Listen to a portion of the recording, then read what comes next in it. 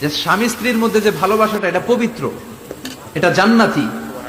এই ভালোবাসা জান্নাতে শুরু হয়েছিল সাইয়েদনা আদম আর হাওয়ার মধ্য দিয়ে। চিল্লা এখন ঠিক কিনা?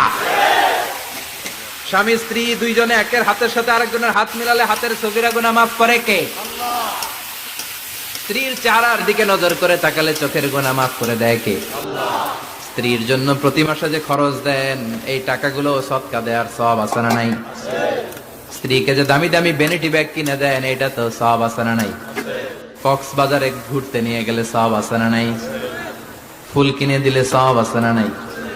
বিশ্বনবী এরকম স্ত্রীর সাথে খুনসুটি করতেন, ভালোবাসা করতেন, এটা হালাল।